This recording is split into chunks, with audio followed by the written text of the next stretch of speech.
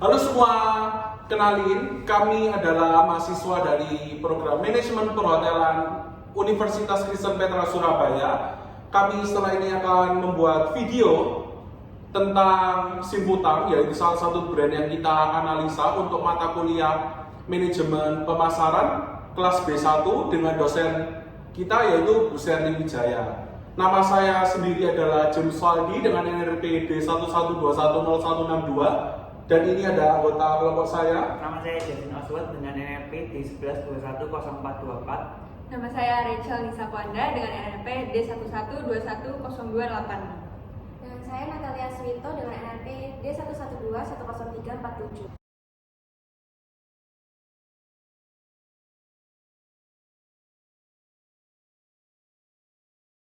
Nah, terus entah kenapa mungkin hari ini Simputang lagi berbaik hati ya.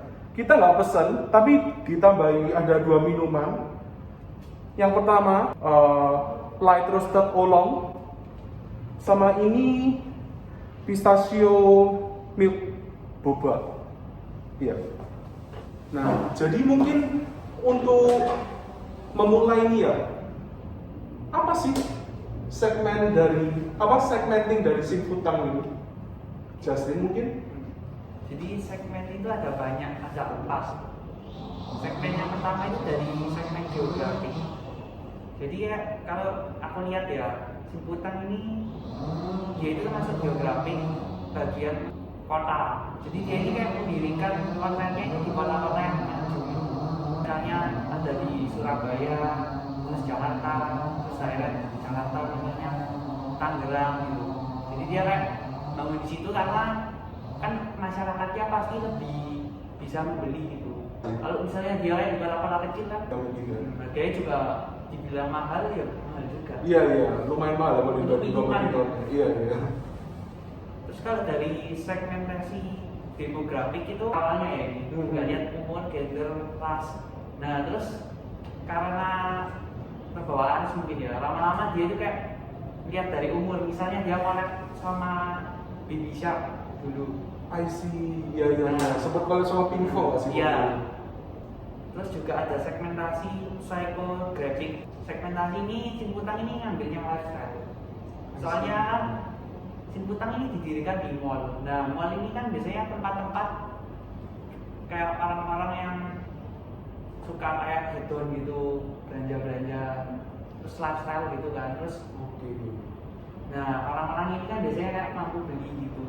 Jadi emang Simputang nih pengen nge-trigger psikologinya orang untuk beli Simputang ini jadi lifestyle gitu ya mungkin. Iya. Nah, terus yang terakhir itu ada behavior. Itu behaviornya masyarakat itu Simputang ini termasuk di spending power sama motivation driver. Kenapa? Karena kalau motivation driver Simputang ini awal-awalnya kan kayak viral, terus banyak yang beli.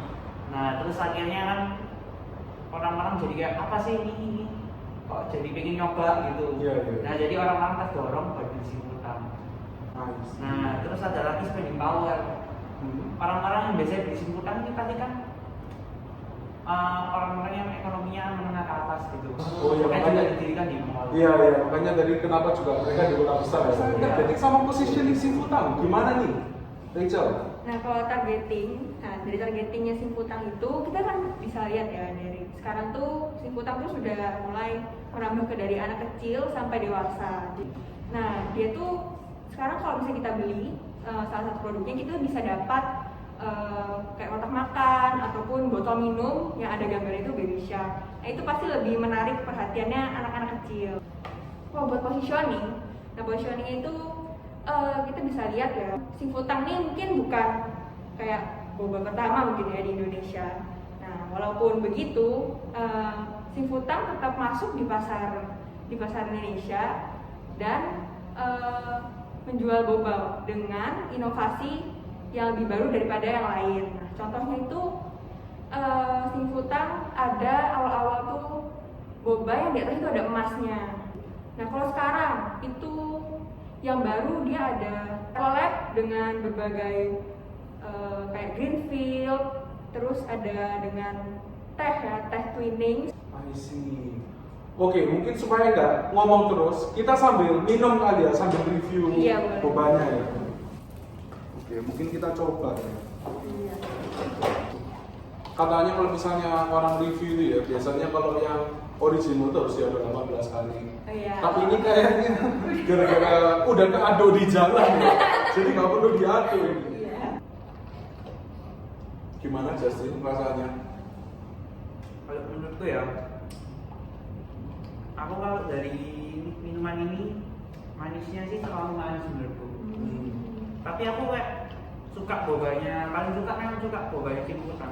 Kayak pas gitu, nggak keras, nggak terlalu lembek, jadi kayak enak dimakan gitu. Iya.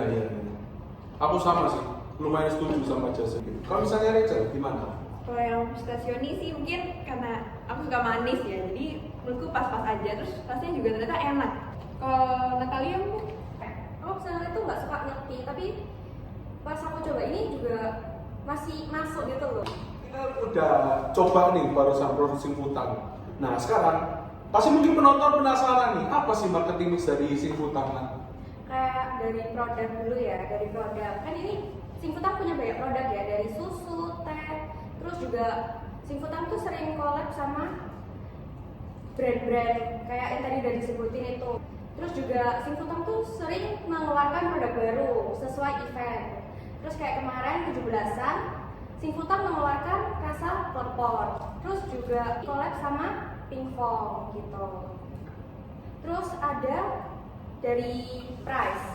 Menurutku Simputan ini sering mengeluarkan diskon-diskon gitu. Kayak Simputan tuh collab sama kartu kredit atau bank tertentu. Terus kayak kemarin Sumpah Pemuda tanggal 28 Oktober itu dia juga kasih diskon lagi 28% khusus dine in. Khusus sesuai tanggal ya? Iya. Iya, bisa masuk. Terus place tempatnya tuh juga strategis kayak yang udah dibilang Justin. Dan sekarang itu Simputan udah punya 35 cabang di Indonesia. Oke, mungkin kan tadi sudah bahas marketing mix nih. Gimana kalau sekarang kita masuk ke promotion mix nih ya kan? Karena kita kan marketing management nih. Jadi untuk promotion mix dari Simputan sendiri, mulai dari advertising. Jadi advertising Simputan itu melalui YouTube. Mereka tuh melakukan yang namanya product placement. Jadi YouTuber itu dikasih produk Simputan lalu mereka disuruh review. Setahu saya yang pertama kali itu Pau. Itu tuh yang nyoba Simputan di Taiwannya. Bahkan sebelum Simputan tuh buka di Indonesia. Jadi mereka tuh bahkan sudah product placement di YouTube-nya YouTuber Indonesia karena mereka mau nge-franchise Simputan di Indonesia. Terus untuk dari sales promotion, mereka ada banyak sales promotion, apalagi kalau misalnya di online food delivery itu kan ada extra discount. Terus mereka juga ada kayak bundling, promo bundling, namanya Happy Package ya, itu juga ada.